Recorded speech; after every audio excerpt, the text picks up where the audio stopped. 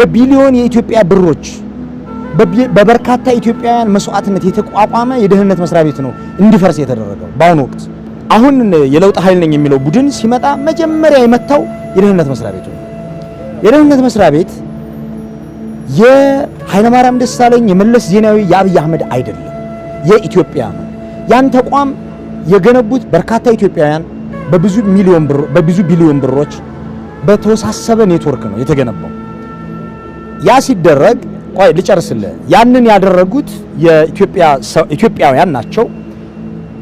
አንድ ሰው ላይ ሁለት ሰው ላይ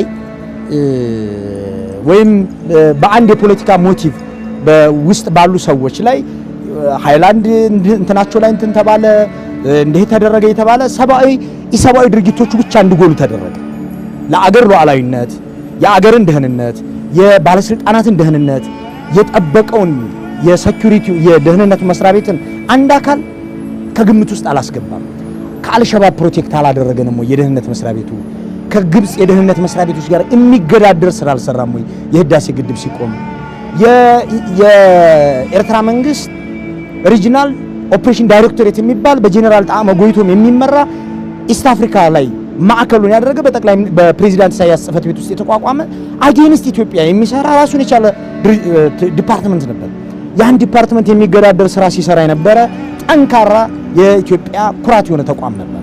አሁን የለውጥ ኃይል ነኝ የሚለው መንግስትም ትግርኛ ተናጋሪዎች ብቻ የነበሩበት በማስመሰል ትግርኛ ተናጋሪዎች ብቻ ሲገርፉበት የነበረ ተቋም በማስመሰል አቀረበው። ከዛ ይሄ ደህንነት መስሪያ ቤት ፈረሰ፣ አውቶማቲካሊ ፈረሰ። ለአገር ሲሉ ይሰሩ የነበሩ ሰዎች ኢኖሰንትሊ ሀገራቸውን ሲያገለግሉ የነበሩ የተቋሙ ባልደረቦች ፍራስትሬት አደረጉ። አመራሮቹ በሙሉ ታሰሩ፣ ተሳደዱ። ከዛ የቱርክ ክላሽ እዚህ እንጦጦ ሲደርሱ ነው የሚያዘው። 11 ባንክ በአንድ ቀን ሲዘረፍ አይተናናቅም። በቀድሞ ደህንነት መስሪያ ቤት ውስጥ ከቡራዩ የተነሳ ታጣቂ ኃይል ጠቅላይ ሚኒስትር ጽህፈት ቤት እስከሚደርስ ድረስ የአሁኑ ደህንነት መስሪያ ቤት አያውቀውም። የአገሪቱ ኤታማዦር ሹም ሲገደሉ ይህ ደህንነት መስሪያ ቤት አያውቅም። የክልሉ ባለስልጣናት የተገደሉት በኤፍኤስአር ተጭኖ በመጣ ሰራዊት ነው። በሁለት በሶስት ሰዎች አይደለም። በኤፍኤስአር ተጭኖ የሚመጣ ስራ ኤታማዦር ሹሙን ከዛ ጋር ንክኪ ያለው የተገደሉት ከባህር ዳሩ ኢቨንት ጋር በቀጥታ በተገናኘ ነገር ነው የሚለን መንግስት በቀጥታ ከመገናኘታቸው በፊት ሊያሳውቀን ይገባል።